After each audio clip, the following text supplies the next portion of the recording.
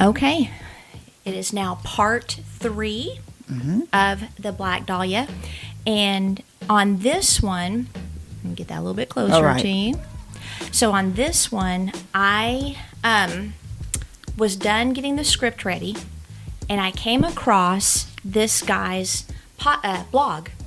And I don't know if his name is like right at the beginning of this, but it's crimereads.com. The Black Dahlia History Los Angeles Cold Case has some good stuff. Crimeread.com? Okay. Crime Reads. And I'll have these in the show notes. But I'm trying to find the guy's name that has been investigating this for a long time. Which will be on outlineofamurder.com. Larry Harnisch, Harnisch. And he is... Like, to me, he is such an investigator. He's not a detective. He worked for a newspaper, but he is very methodical, and what's important to him is facts. He will not go with anything that's not facts. Oh. So I came across this after I got the script done, and I wanted to go through some of the things that he had written down that I highlighted. So this is almost like a bonus more than it is a part 3. Okay. Because it gets into... one of the suspects in depth that I was hinting on the last episode that actually knew Elizabeth Short very briefly, is more like a acquaintance at an event. Is he just investigating it, or he believes that's who it is? Everybody believes that they're suspects of one. Right. But what I liked about his thought is that he's not adding. Like, he's not making it fit. Right. And so which it's is very easy to do. Right. So he starts investigating. Now, I found out from his blog site that she was actually the first female victim of 1947. Really? Mm-hmm. The first ever? Mm-hmm. Of 1947. Yeah. Wow. And then... it talks about how the numerous books, the numerous newspaper articles, several movies. Yes. In fact, I've seen one. And then even video games. I had no really? idea. Mm-hmm. Yeah. And, he talks about, like at the Biltmore where she was last seen, they have a Black Dahlia cocktail, which I thought I should have gotten the recipe. Mm-hmm. That would have been perfect for our podcast. Yeah. We try to have a cocktail or wine a beginning of each podcast. Yeah, so in our seasons, we're like basically having you taste test, wines. Right. But this season, or this mini-series, it's cocktails from the 40s, 50s, basically, 60s. I Googled what were the most popular cocktails per case, because we've got some that are 47, 45. We got one that's all the way back to 1590, and that's actually wine, because they would drink wine or beer because the water was usually bad. I'd be interested to see what's in her recipe. I would too. We might drink. have to have that, like if there's another part to her, just go ahead and have hers. Right. Mm-hmm. Okay, and then also I found out there's a Michigan death metal band that's called the Black Dahlia Murder. I thought that was interesting. A what? What is that? A metal band. Yeah. Oh, really? Mm-hmm. And then they've had a detective assigned to this since 1960. So once the original detectives died, they've continued. And then LAPD detective Mitzi Roberts, who's been in charge of the case for the last decade, said after all these years, I still get about a call a week. Really? Mm-hmm. I'd be interested on the evidence. Back in the 40s, how they kept it, if they kept the DNA. Because I have heard of some departments after so long, and they're not they supposed destroy or accidentally they're lose. Not supposed to, I know. for murder. Mm-hmm. Yeah. She said some are from people that have done a lot of research. They have a theory. She gets calls from people with repressed memories who tell me that the killer was their dad or their uncle or neighbor. Right. And then there are nut jobs who claim to solve astronomical numbers. Yes. Excuse me. Astrological, not astronomical. Right. Okay. And that does happen a lot in a lot of cases. And then she gets pestered so much about it that her supervisor's like, don't do any interviews. So the fact that she talked to this guy is interesting, because it's like, stop, because it keeps bringing attention, the nut jobs and stuff. They can't really solve the case. But then again, you never know. Some cases, it just takes one out of all of them. Mm-hmm. Yeah. Just one person that might know someone, back in the, grandfather or great-grandfather. You don't ever know. Yeah.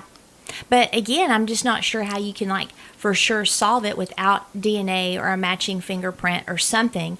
I didn't know that she was sodomized and that there was sperm there until I did my research, and we talked about it last night.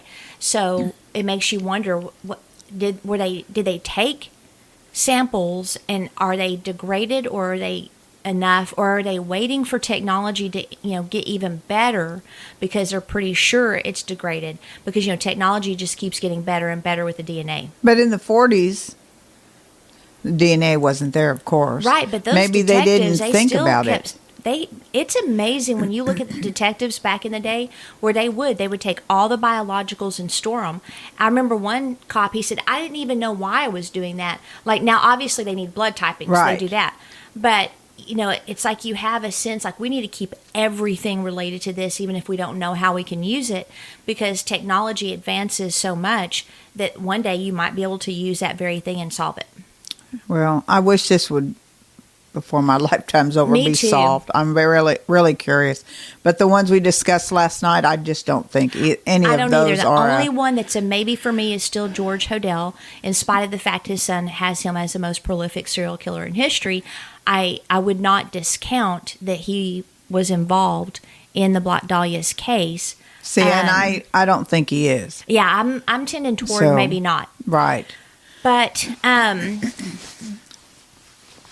this guy asked the detective, and it may be a man, not a female, but anyway, why it's so fascinating, why there's so much obsessive focus on it.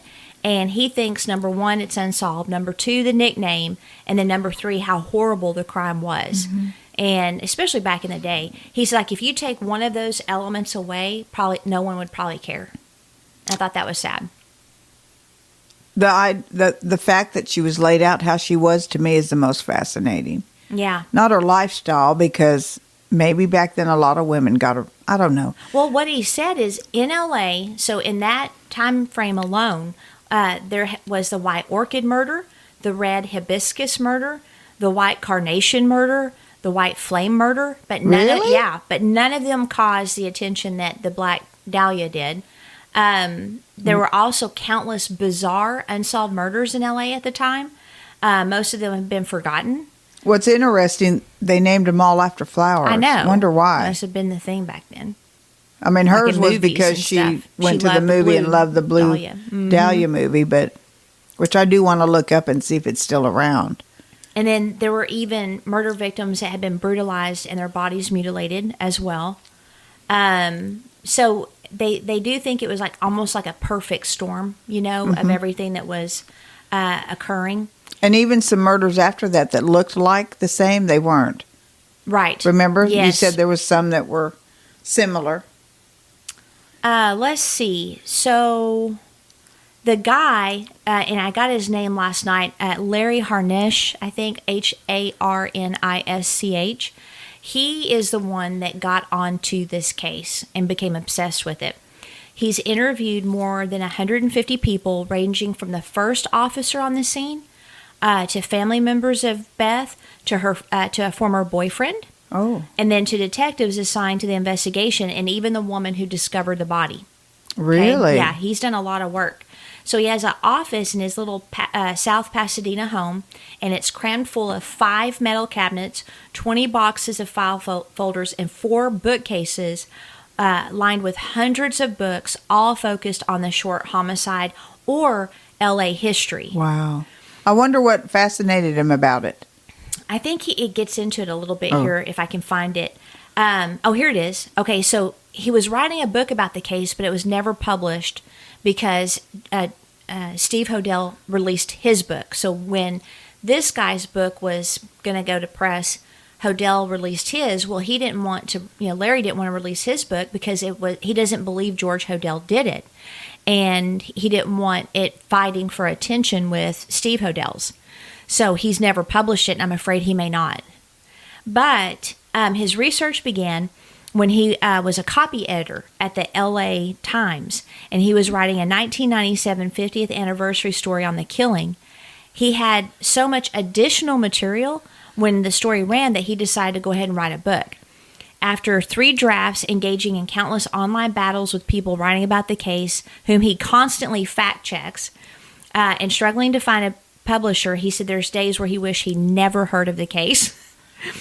And so it was narrowly focused. What he wanted to do first was tell a good crime story and then create an accurate biography of Short, because he said there's so many lies about her. So he wanted to trace her life from a small town in Massachusetts to California to her death. And he never imagined that he'd unearth a murder scenario and a suspect. Did you say he didn't publish it ever? Mm-mm. I want to read it. Oh, so that bad. would be so interesting. He didn't publish notes, nothing? No, he does publish on his blog, which I think I've got at the end. But if you look up Larry Harnish, you'll find it. So his suspect actually intrigues LAPD detectives. Yeah. And have they investigated? They're thinking Do you know? it's a viable one. Because you said there's a woman on the case now. It's either, well, now I'm wondering if it's a man because the pronoun is he. So, yeah, it might be just he has a typo, girl name. Maybe? Yeah, I bet it's a typo. Okay. Okay, so now, first of all, Harnish did not grow up in L.A., and so he doesn't have all the Black Dahlia, filter, right? He was raised in Illinois and then Arizona, and he moved to Southern California when he was hired by the Times. In the summer of 96, he was conducting research for a detective novel that he intended to write, and he was looking for a random nasty old crime, he said, that he could use as a plot. Right. Okay. Well, during his research, he recalled reading something about the Black Dahlia years earlier, and he didn't know her name. This is pre-internet days, right? So he couldn't Google her. After conducting some initial research at a library, he realized that the 50th anniversary was coming up, so he was like, "Hey, let's do an article on it," and he thought that it'd be assigned to another reporter, and his editor's like, "Well, do you want to write it?" And he's like, "Hell yeah." Right. Sure I do.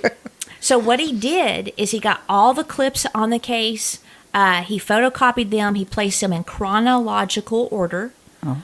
Very exact. Yes. The editor wanted a noir stroll through the clips, but after going over the articles, he realized that boilerplate anniversary stories had been written by reporters on previous anniversaries, and so he didn't want to do that. He wanted to do something different. And so what he did is he wanted to frame it like it was a breaking news story again. That's how he wanted to do the article on the 50th anniversary. Which is good. That's a good idea. I thought he's very smart. And I to really bring attention back to it again. And so what he decided is that he would go out and interview people. Like he would report the news, right? Like it's a breaking story. Right. And then he would conduct more research. He's smart. So he went to the local library. Mm-hmm. He photocopied all the microfilm Dahlia stories as well. From 3 major papers, the Examiner, the Herald Press, and the Daily News. He also created a roster of everyone involved in the stories, including detectives, patrol officers, suspects, family members, witnesses, reporters. He then created a list of people to interview. Oh, my. Right. This guy's amazing. And again, this was all before online searches. Excuse me. So, no, searches. He had to scour voter registration records, Department of Motor Vehicle databases, telephone books, newspaper clips, and other sources. That's a dedication for sure. He's a C personality is what I think. Very methodical, analytical. He then pared the list down to a dozen of the people that he believed were the most important to the interview, and then ones that were still alive. Now, this is what's interesting. This is one of the myths. This is why I wanted to have this like bonus or part 3. Right. Because it will clear up some of the lies so that people know, like when they see a movie or they read a book that says certain things, they know it's not true. So I want to go back to Betty Bersinger. She's the one that found the body. Okay. Larry discovered that one of the first myths around the Dahlia story was, Jack Webb, who created and starred in Dragnet. Yes. He wrote The Badge 11 years after the murder. It was one of the first books that chronicled the crime. So I didn't know that. Yeah. The badge. Yep. And so he wrote, quote, along a dreary, weedy block without a house on either side, a housewife was walking to the store with her 5-year-old daughter, scolding her a little because she wanted to play in the dew-wet lots. Halfway up the block, the mother stopped in horror at something she saw in one of the lots. "What's that?" the child asked. The mother did not answer. Grabbing her hand, she ran with her to the nearest neighbor's house to call the police. That's not what happened. No, a book I had read said she was walking her dog. And she told this guy what happened. So she said that Bursinger told Larry a different story. She was sitting at her kitchen table telling him, and that she's like a elderly grandma, and she has like, I love grandma pictures on her refrigerator and stuff.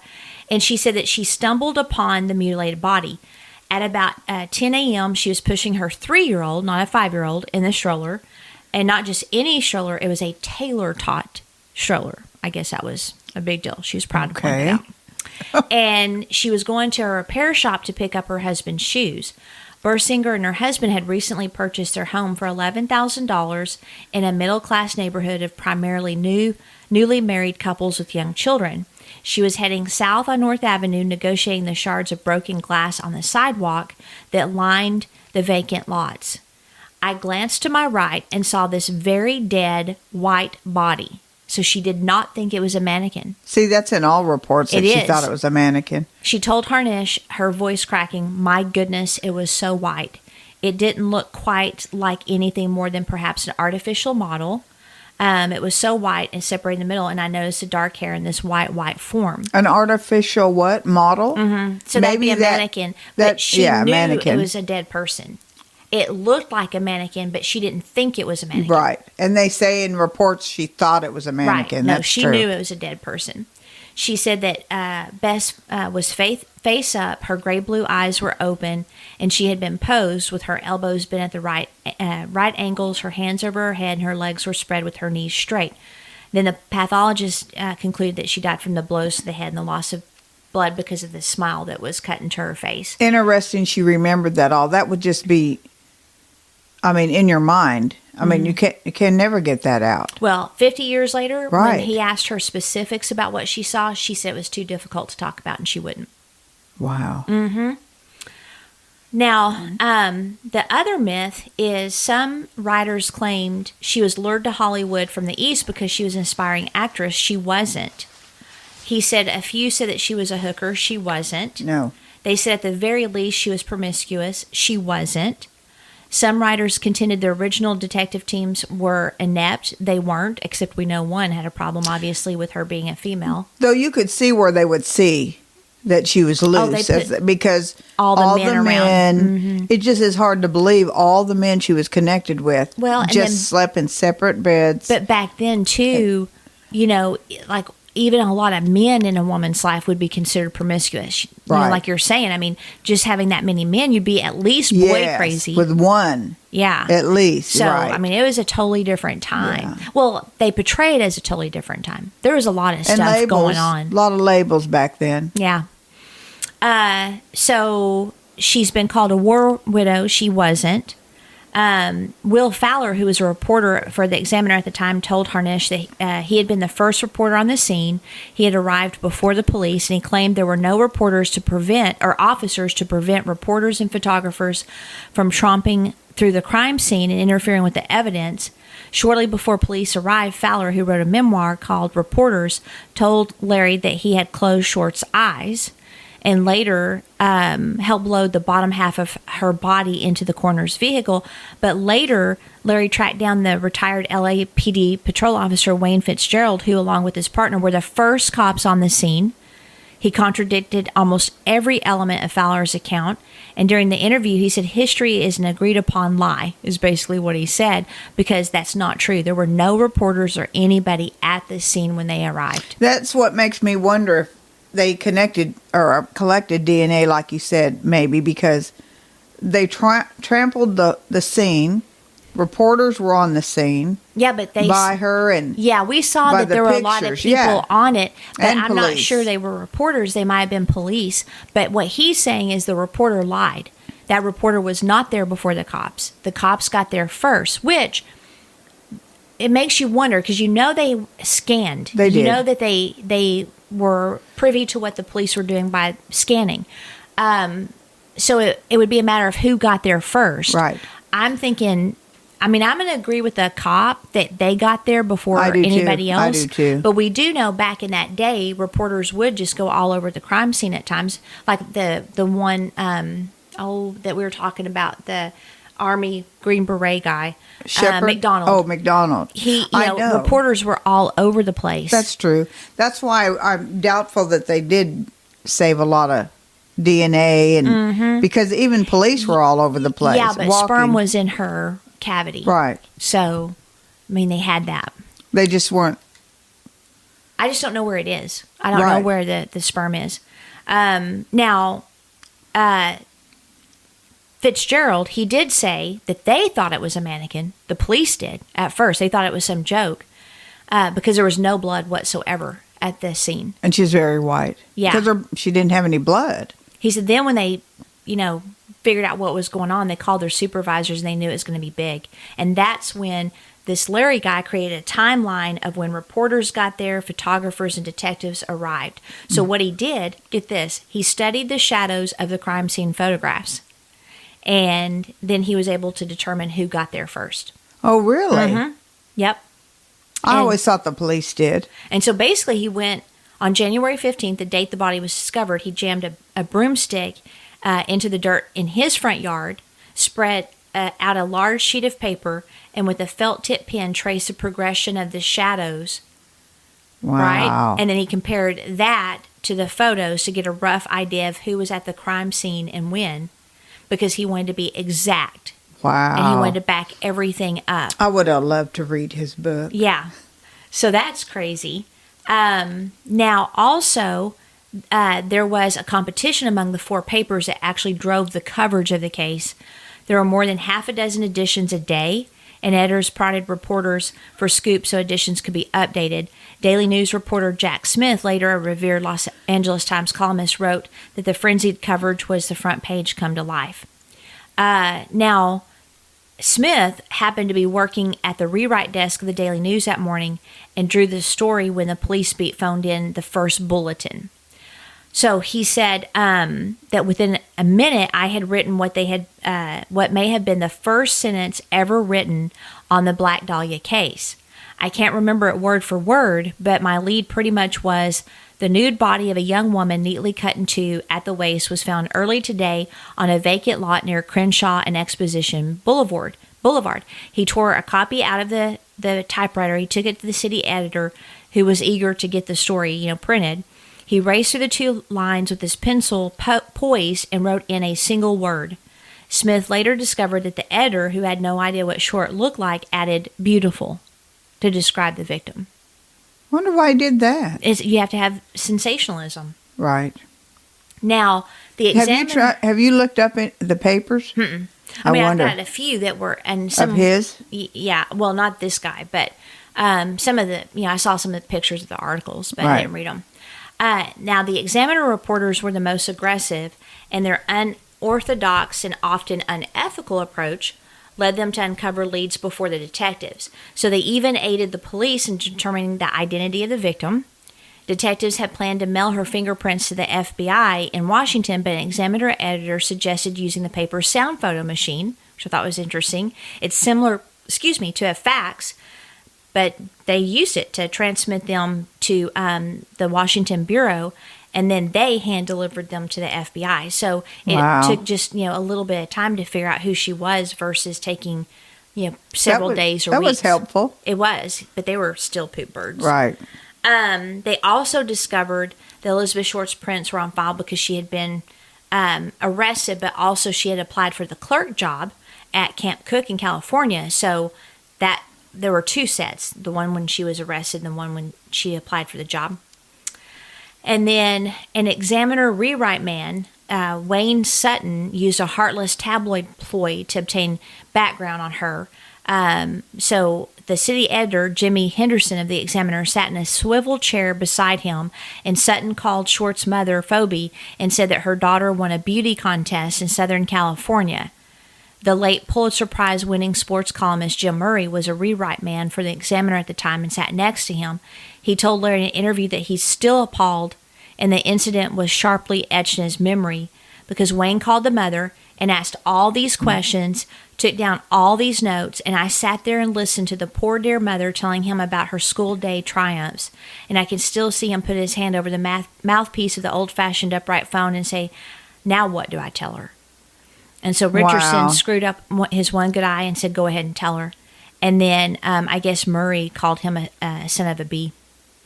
Now, well, that is sort of dirty-handed. It is very dirty-handed. And when they told Beth's mother, she just wouldn't believe it. She didn't believe it until the police showed up at her front door. That's terrible. Mm-hmm. Yeah. And then the Examiner reporters beat police to the locations where Short had stolen all of her belongings shortly before she was killed. Reporters interviewed an acquaintance of Short and discovered that she had checked baggage, remember, at the bus station. And so Richardson informed Jack Donahoe, the head LAPD homicide squad guy, about his finding and said he would tell them where everything was under one condition, that he wanted the cops to open them at the Examiner's office. Wow. So Donahoe was like, no. And then this guy's like, well, no deal, no suitcase, which that should be against the law. In fact, it may be now, like you're hindering an investigation. I would think so. So he reluctantly agreed, and then he wrote a book, For the Life of Me. And then at the Examiner, they opened the trunk, and it contained Short's clothes, photos of her, and letters from boyfriends, which the paper printed. Reporters and detectives raced to track down the boyfriends identified in the letters. But during World War II, crime surged in L.A., and they would literally have a daily tally of the deaths on the front page. Wow. And so that reporter that did that to the mother, misled the mother, and tried to blackmail the police, wrote a book. I wouldn't believe anything he put in the book. I wouldn't either, and it's For the Life of Me. Yeah, I'm not interested in you, sir. And then on the day that her body was discovered, the paper had reported 2 murders, 13 robberies, and 47 burglaries. Wow. Sounds like today. Right. Then they also were inundated with dozens of false confessions. I think it was, 50 or 60? And then over the years, it's like up to 500 during the first few months of the murder. And they interviewed a steady stream of men and a few women who claimed to be the killer. So, well, it only takes one, like we talked about. Yeah, I mean, it's just over and over and over. And now, Ann Redding, chair of the Justice Studies Department at Santa Barbara City College, has researched the homicide for more than 30 years, and she uses it as a centerpiece for her study of murder class. She became frustrated with all the sloppy analysis, the bogus theories, the inaccuracies surrounding her life. It really bothered her. So she began following Larry's blog on the case, which he launched after writing the anniversary story, and she was impressed. She said he's a journalist and he lets the facts guide him, and he doesn't have any agenda other than the truth. I wonder why he didn't release the book, just because the... Hodel, it would have gotten lost. And Hodel's still going around talking about it. Wow. And so she said he's like an authoritative expert on the case. Like he's the guy. Because there were many books written. Mm-hmm. I mean... Yeah. No, it would have stolen his thunder. No one would have even heard of it. Because Hodel... But even years later. Yeah, you have to be strategic. You can't just release a book when another one's going to trump it. Because Steve Hodel is George Hodel's son. A lot of people believe Hodel did it. Now, here's the deal. When Larry first started researching the crime, he had no interest in solving it. He just wanted to bring facts, right? He just wanted to bring facts. And he felt those who claimed to have identified a killer were deluded. And he made a discovery, however, that altered his perception. Really? Uh-huh. Okay, so John Douglas, remember him, the FBI profiler? Right. He said he felt it was someone who wanted to shock that neighborhood. Because? Well. Oh, wait. You know what I was just thinking? I was going to bring this up. It's interesting. They said didn't one of the reporters or witness said there were no houses? Yeah, and by the pictures, there's houses. Well, he said there were no houses behind, like on each side of the murder, and that's true. There were just the houses that were in the background, but she was on down. Okay, now this is interesting. Douglas asked Harnish or Larry if he knew about the neighborhood, and Larry didn't know much, but he thought it was a curious choice for the killer. Douglas. He said that's just a weird choice because of, how he could be seen easily and all of that. As we mentioned in part 2, we said it could have been someone living in the neighborhood, in those houses or a neighborhood. And so that block had not been developed, but the houses nearby were. So in a half hour, the killer could have transported, again, the body to the beach or the mountains, another half hour to the desert, but instead, he left the body in a busy residential area. So Douglas said, quote, "Someone is going to look out a window and see you. You're going to get your ass caught." So Douglas speculated that the killer wanted to shock and horrify the residents, sending the message that Short was a slut. The killer, Douglas surmised, had some connection to the neighborhood. Well, this intrigued Larry.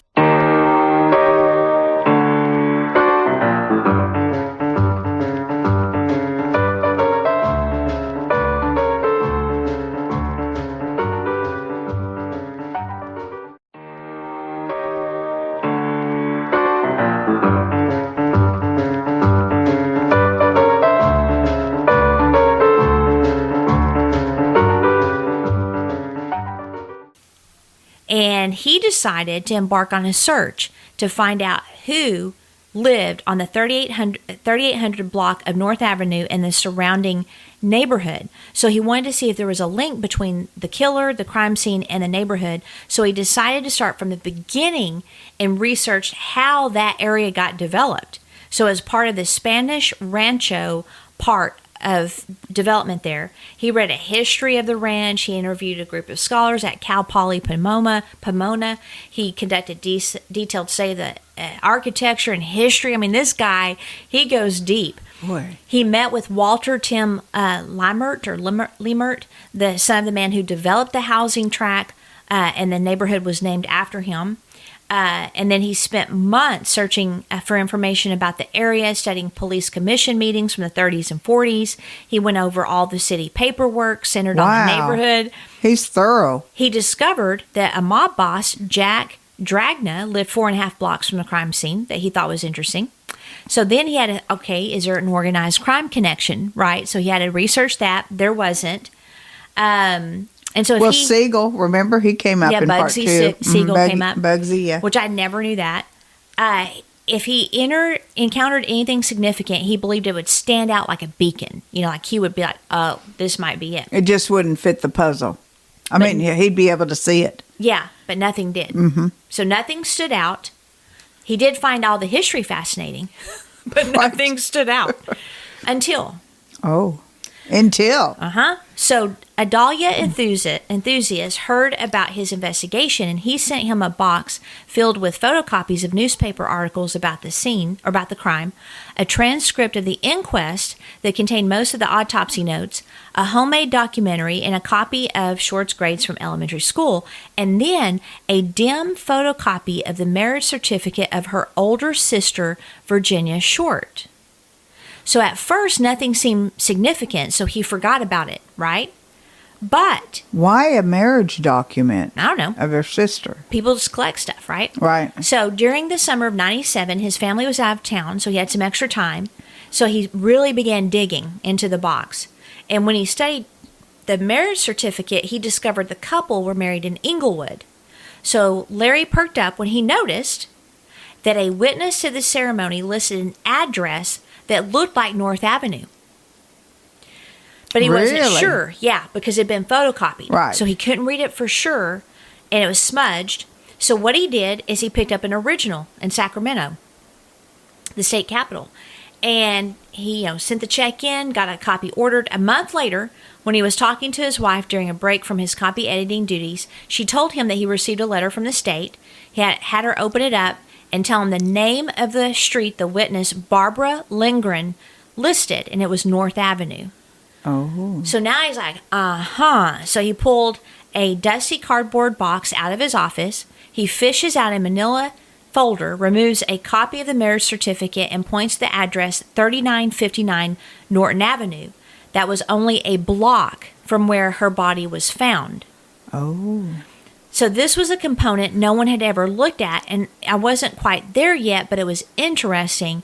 Now everything depended on finding out who exactly is Barbara Lindgren. So Which remember, is a witness. This is a witness to Elizabeth's sister's marriage. Okay, because I was getting confused. Mm-hmm. So Virginia... So the one that found the body, the woman, was a witness to... No, it's not the same lady. They both have the name Barbara, but it's not the same lady. Oh, okay. Yeah, because the one that found her is, I think, Balsinger. This is Barbara Lindgren. Oh. So she was at Elizabeth Short's sister's wedding. And why would that? Because she lived a block away from the body. Okay. There's a lot of information. I was getting a little confused. Right. Now, he wanted to interview Virginia and her husband to try to figure out who this Barbara lady was, but they were all dead. Oh. So the clips at the Times and phone book discoveries or directories from the 40s were no help either. Finally, he spent afternoons in a dim sub-basement of an L.A. County Hall of Records leafing through those big books that they have of property deeds, trying to figure out, okay, where, who is this, blah, blah. He found the owner of the house. The woman on the deed who paid the property taxes was Ruth Bailey. So then he went to the Times morgue and he searched for clips of Ruth Bailey, and he eventually went from a writer to a sleuth. Oh. Because the marriage certificate indicated there was a link between the Short family and the South, Norton Avenue, right? From studying the microfilmed Times clips, he discovered that Ruth Bailey, who owned the house, okay, I know it's going to get confusing. You may have to take notes. Yes, because I'm trying to keep up. Okay, so Ruth Bailey, who owned the house, had a daughter whose married name was Barbara Lindgren. She was the matron of honor at the wedding of Virginia, Beth's sister. Elizabeth Short's sister. Yeah, so... We're calling her Beth because, it's just shorter. And she preferred to be called that. And she preferred it, yes. Okay, so to make it plain, Ruth Bailey owned the house, and her daughter was named Barbara Lindgren, and Barbara Lindgren was the matron of honor of Virginia Short. Wow. Beth's sister, okay? So she's the older sister. Remember that she kept saying she's going to go visit and never did? And she never did. Now. That is interesting. It gets more interesting. Now, the reason I like this guy's work is he doesn't add crap to it like everybody else, right? Okay. Here's the story about Ruth Bailey's husband, the mother of Barbara, the matron of honor. Ruth had been married to a Walter Bailey, a Los Angeles doctor, a surgeon with the skill to have performed the bisection. His medical office, where he specialized in performing hysterectomies and mastectomies. Oh. Remember, one of her breasts was removed. Right. Was only a few blocks from the Biltmore Hotel. The lead detective on the case, Harry Hansen, told the grand jury that he believed Short's killer had surgical expertise. Hansen tells the jurors that he had worked cases where bodies were mutilated and bisected, but the Short murder was different. He said, quote, "I have a little pet theory of my own.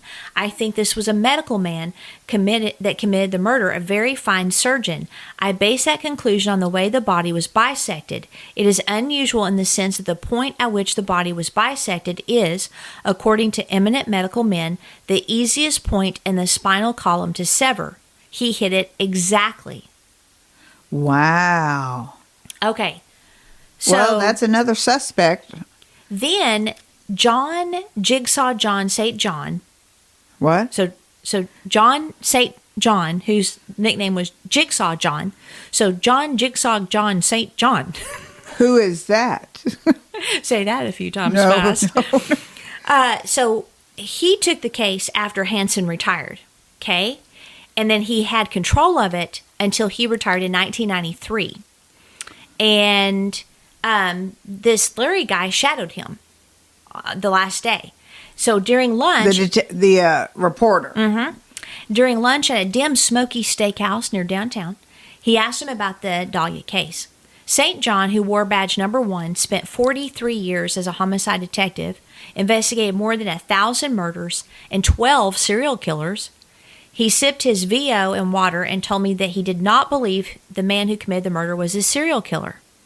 Oh, I don't think that either. I never have. I don't either. His signature was unique, combining a number of homicidal elements that he had not seen since the murder. Now, again, this guy has 43 years and 12 serial killers under his belt, so he's never seen anything like it again. He said some of them have never been revealed to the public. Wow. Yeah, and they don't want, in case they ever find them, right? So, okay, let me get this straight, just to make sure. All right, yes. So, Barbara, her mother owned the house on the street where Elizabeth Short was found. 1 block away. And she was the maid of honor of Elizabeth Short's sister, who was married to... Her mother. Her mother was married to... Walter Bailey. Who was a doctor, surgeon.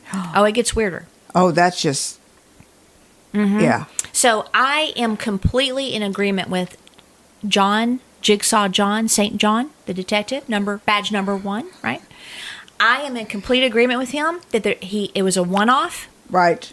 That he had a signature, but like he said, there's some things that we are not going to share with the public because we don't want to compromise the case.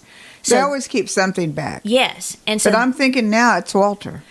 Well, I don't know, but he believes that the killer only killed once. Okay. Now, the microfilm clips reveal that Bailey had left his wife and family in 1946 because of his relationship with a female physician he worked with named Alexandra Patrica. Larry could not interview Patrica, Bailey, or his wife because they had obviously died at that point. So he ended up talking to numerous retired detectives who had either attended medical school with Bailey at USC or worked with him at the LA County Hospital, and they later researched his years as a surgeon in France during World War I as well. So he's going all the way back to this guy's military record in World War I. Also, his will was contested, so Larry was able to study the files that came from that case, the probate files in the Hall of Records, which listed the contents of his office down to the serial number of all of his typewriters and all of his debts. Okay, now this is interesting. The contest was over the fact that the lady that he left his family for, right, they were fighting her on the will, the family. They're like, no.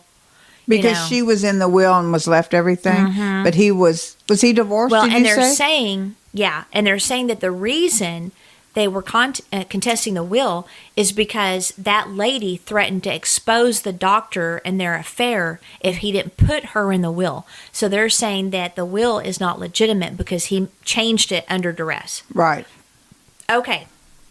Now, former colleagues and relatives expressed to Larry how shocked they were at how Bailey's personality drastically changed toward the end of his life.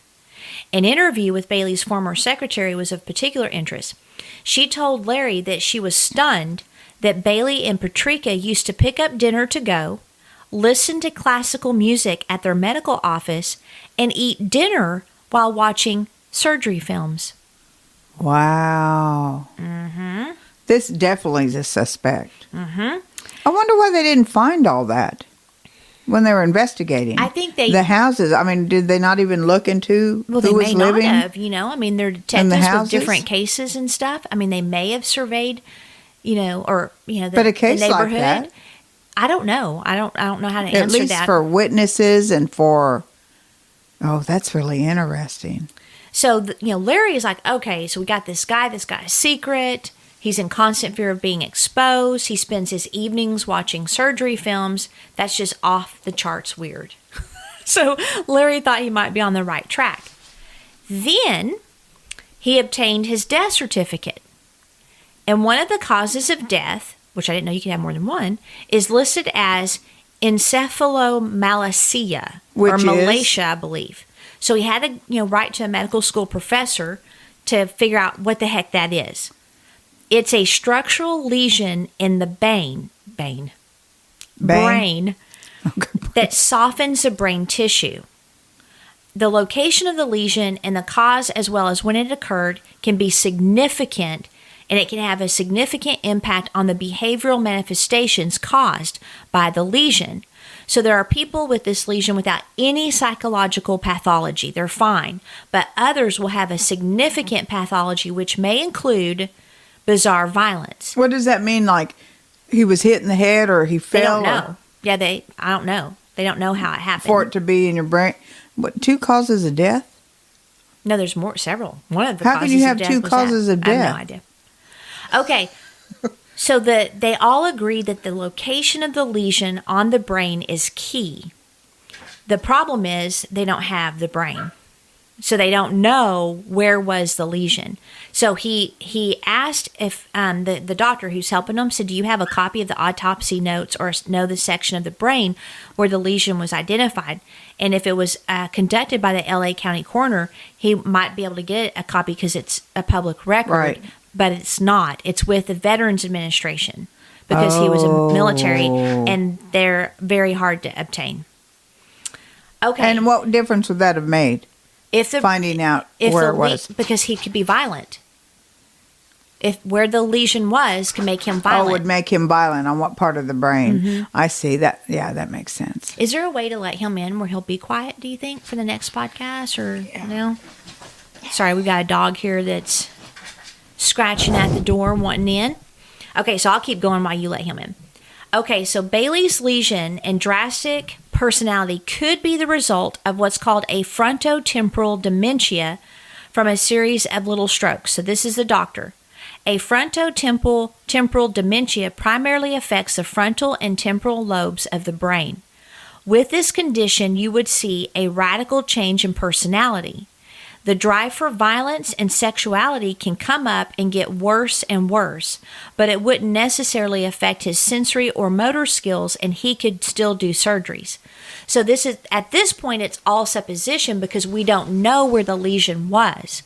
However, if the lesion is at the front part of the brain where you've got impulse control, sexual drive, etc., if it was there, then it could have impacted this doctor's ability, and he could have gotten violent and hypersexual. And no witnesses were alive to even attest to his behavior? Yeah, they said he got weird at the end. Well, weird, but I mean, how weird? Well, watching surgeries while you eat dinner weird, and having an affair. I mean... Well, that is weird, but I mean, like, violent. I don't know. So, they finally tracked down Barbara. That was the lady that was the matron of honor. And Lindgren, Barbara, told Larry how scandalized the family was when her father left for Patrica. The drastic personality shift at the end of his life was, quote, not anything I could have ever dreamed of happening. When he asked her about Elizabeth Short, she became very weary, and she agreed to serve as a matron of honor at Short's sister's wedding because there wasn't anybody else. So when he suggested that such a role indicated a close level of friendship, she was very dismissive and refused to elaborate. Well, that's sort of obvious, though, isn't it? I mean, you had to be close or know her at least. Mm-hmm. But she said she just felt sorry for her, which she's probably hedging because she doesn't want people to think her dad killed Elizabeth Short. The murder. So what he was trying to figure out is how... close, number one, was she to the sister, and also she wanted to know about the dad, or he wanted to know about the dad. Was the dad, did his personality change? And it had. She must have had suspicions of her dad, or why would you not admit? She didn't say. Well, I wouldn't want to either. I mean, if people came around and I know my dad and I love my dad, and then people are like, was he crazy? Because could he have killed her? I would have been the same way. I wouldn't have given information. I probably wouldn't have either. But then, you want the case solved. Makes me wonder if she knew something. Now, okay, so we've now got a viable suspect. He had to stitch everything together and try to create a scenario. So this is what he theorized. Lindgren was a matron of honor at the marriage of Virginia Short and Adrian West, who Larry learned quite a bit about after interviewing their son, Elizabeth Short's nephew. West was the ultimate Boy Scout, a devout Presbyterian. He and his wife knew the Bailey family well. Oh. Mm-hmm. Interesting. And, now he's, it's just supposition here, but he's wondering if Elizabeth, who was couch surfing during the time and basically homeless for the past year, was dropped off at the Biltmore and then had no place to stay, and maybe she, her sister and brother-in-law is like, hey, if you ever get in trouble, if you're ever down and out, need help, call the Bailey family. Now, I don't know about that. It sounds a little weird and awkward, but she would have, if there's anybody that would have called someone for help that she didn't know well, it would have been Elizabeth, because that's what she did. Right. So I could see her calling the Bailey families, actually. But why wouldn't you call your sister? They probably were like, no, we're not going to help you. I'm not sure if the music is being heard on our podcast, but if y'all hear music in the background, it just doesn't matter where we go. Mom, we're just going to have dogs and husbands. Well, I can put the dogs up. Okay. Now, this gets even more interesting. Now, basically, he's saying if she called Walter Bailey, who was only a few blocks down from where she was at the Biltmore, she might have ended up at his office even. Like, she might have known his office was in the area and walked down. But here is where it gets even more interesting. Okay? So, there's one more variable to the hypothesis, and that's this. The profiler, John Douglas, speculated the killer was probably angry at some residents on Norton Avenue and intended to, quote, put the fear of God into that neighborhood. Larry recalled that when he learned that Bailey had adopted 2 girls and then had one biological son whom he doted on and who had been killed. How? Okay, so he's got 2 adopted girls. Right. So Barbara is adopted, okay? But he has one child, and that's his son. That's from him, okay? That he was close to or doted on. Yes. In 1920, the son was riding a bike when he saw his younger sister was about to step off the sidewalk. He rode to her to prevent her from wandering into a busy street when he was hit by a truck. Oh, no. Dr. Bailey was devastated. He said, Walter was our only son, the only child of our flesh and blood, he told a newspaper. Our hearts and souls were wrapped up in him. I've seen much of death, but I've never understood it before. Now, a few years before his death, Bailey disinherited the 2 people living at 3959 South Norton Avenue, the daughter who Bailey might have blamed for his son's death, and his estranged wife, who was supposed to be supervising the girl. Oh. Get this. Bailey's son was killed on January 13th. And some people think that Short was actually killed on that date that she was kept. Really? She was either not taken until that day and killed, or she was taken on the 9th and then tortured and abused and then finally killed on the 13th. And then why her do they body think? Was found on the 15th. Why do they think that? I don't know. There has to be a reason. I don't know. It doesn't say here. So I don't know.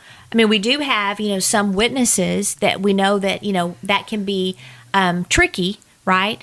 But we do have some witnesses and some, witnesses who knew her that said they saw her all the way up to the 13th.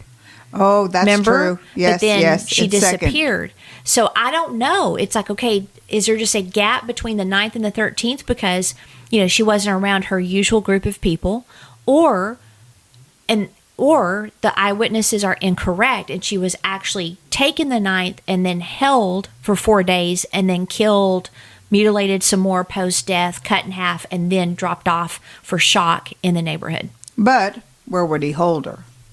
Well, he has an office. I mean, he has I know, but it's plenty of, places it's a as a doctor. Office. Yeah, but I'm sure he could have where he has a key or a lock to That's something true. and says, That's don't get true. in there. There's supposition as far as, maybe she told him a sob story or something and made him mad. I don't think it was a rage-induced killing that she made anybody mad. I think someone wanted to kill. But, I mean, that could be a part of it. But I don't even want to get into the supposition. No. I just don't know what it is. Because we don't know. But Larry took the blogger who interviewed him, which, again, the link will be in our show notes. I'm getting this information from, to the neighborhood. So he took him to the house where Bailey lived, and it was only 1 block away. And he said, as you can see, it's an easy walk from the crime scene to Walter Bailey's house, only 1 block. So it's clear that Bailey has a connection to the street where Short lived. The Short family and the Bailey families know each other. He's a surgeon with mental problems who underwent a drastic personality shift. He had the strange habit of watching surgery films at night. He has a secret and lived in constant fear of being exposed, according to other people. I'll never say I'm 100% sure, and I still don't have all the details I'd like, and I'm hoping to get more, but it makes a neat package, doesn't it? Yeah. So he was living there at the time, and then he left his wife. Well, I don't know if he was there at the time, That's what I'm wondering. Because I think he left them in 1946, and she was murdered in 1947 in January. But he definitely lived there before, and he would have known that area. Well, that is true. Mm-hmm. He could have easily driven over there. Short walk and it from goes the back house. to John Douglas saying, "What's up with the neighborhood? Mm-hmm. Why here? Mm-hmm. You know, like this is a viable suspect. It is, because we're both having trouble talking, aren't we? Choose, body dumps for a reason. There's always a reason, and usually the reason is out in the middle of nowhere where the body won't be found. This killer takes her body to a middle-class neighborhood and dumps her in plain sight. In plain sight. I wish I would quit burping. That would be great. Familiar. We're both having troubles. Body troubles, husband troubles, dog troubles. Speaking troubles. Okay. Now, Rick Jackson has spent a decade in the LAPD's elite robbery homicide division. He was the assistant officer in charge of the department's cold case unit before he retired, and he's familiar with Larry's theory. He said the coincidences piqued his interest. Quote, the location between the Bailey house and the crime scene, his medical ability, his obsession with watching surgery films, and some other things Larry came up with make Bailey an interesting suspect. He doesn't have the smoking gun, but his theory definitely has to be included in the most likely theories, which tells me they're not doing anything. So in all his belongings in the will, they didn't find just very few things. I don't know. I don't think they found a smoking gun. Now, he does get into Hodel and how, the family's, his dad's father's, or his dad's photo album was filled with pictures of, family, friends, and several unidentified women. 2 of the photos, Steve Hodel was convinced were Elizabeth Short's, and then that is what triggered his investigation. And we know that, again, he was tried for molesting his 14-year-old daughter, and there was just a lot of different things that went on there. I actually do think his daughter was molested, but the jury believes she's a pathological liar. But the photos, like we've looked at, they do not look like her. And the son of the yeah. And now, why do you think she was molested by him? Because he was a pervert. He was sick. Just his character. Well, remember, he liked to research that sadist guy. He did. So, and there were some other, like, if you listen to Root of Evil, it'll make sense there. But the LAPD cold case unit, they do not think that the photos have any resemblance to Short, just like we don't. And let's see what else there is. Okay, so Hodel later claimed he was one of the 20th century most prolific serial killers, and he attributes at least 25 murders to George Hodel, including the Northern California Zodiac killings, in addition to homicides in Chicago, Texas, the Philippines, and a dozen in Central California. So because he went like crazy attributing his dad with all these murders, he's now been discredited. Like at first, police were very interested in his theories because they were looking at George Hodel. But when Steve Hodel's got this guy going all over the world killing people, they're like, wait a minute, you had us until then. I saw his first interview, or maybe it was just a replay, and it was interesting. He had me convinced at first, but as he kept interviewing and saying it was just outlandish. Some of the stuff that he was saying about his dad. Like he wanted it so bad to be his dad. I'm looking just through here to see. Makes me wonder if he hated his dad. Well, I don't think he was well loved at all. Right. He did say that Elizabeth did have a really rough time when her boyfriend Gordon died, that she kind of just lost her way. She didn't get into drugs or drinking and things like that, but she just didn't have, she was just lost, and you can tell because she went from couch to couch. Right.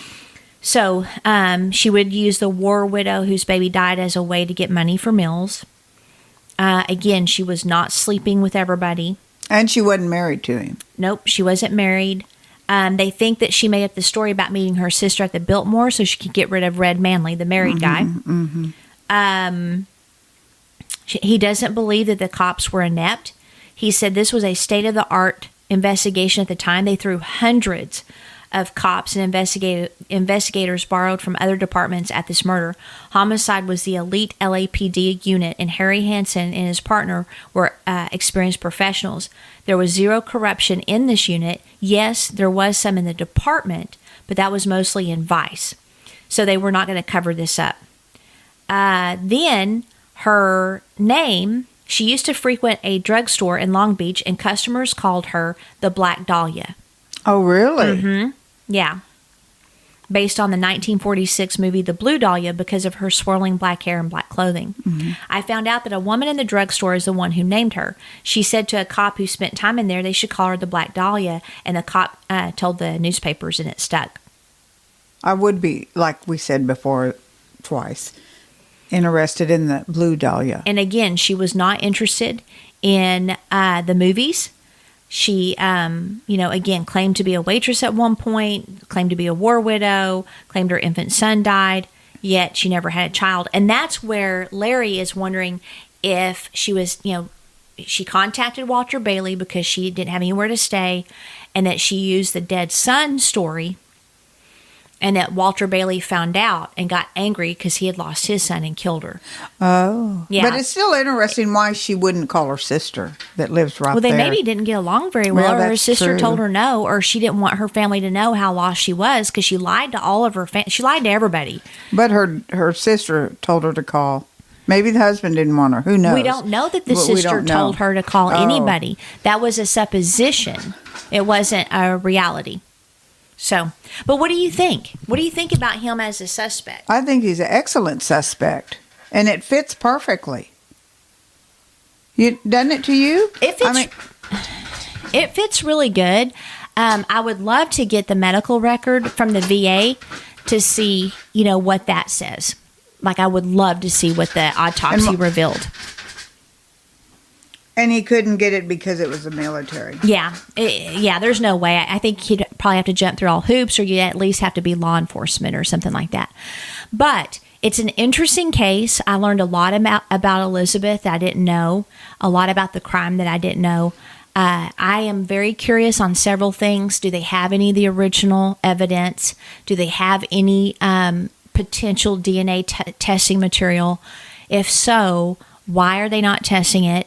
Are they waiting, for technology to get more advanced so they don't destroy it and then not have anything, I wonder if the detective working on the case, if she's even, working this way with it.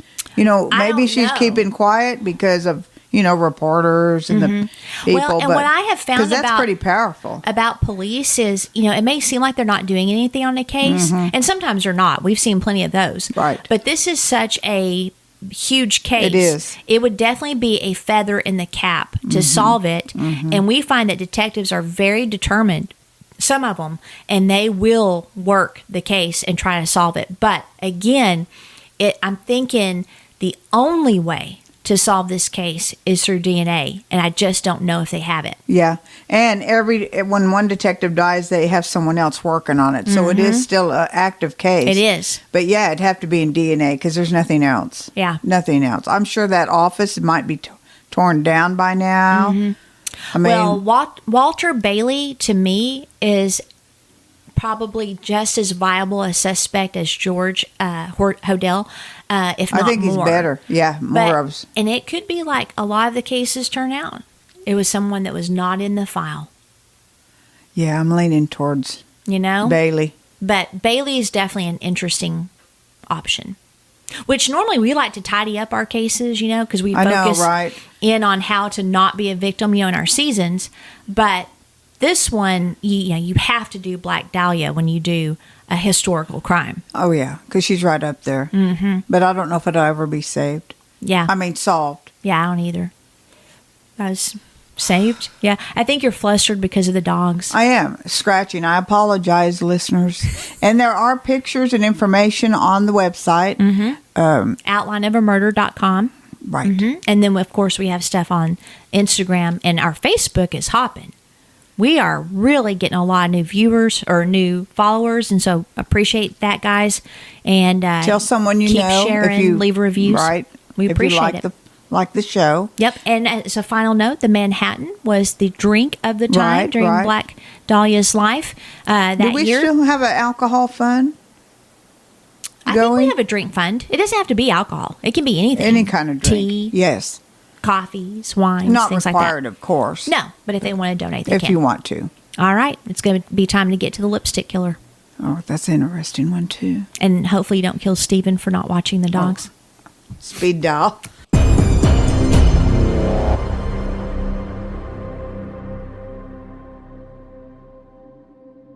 Outline of a Murder is a Mr. Joseph production. What do you think, Joseph?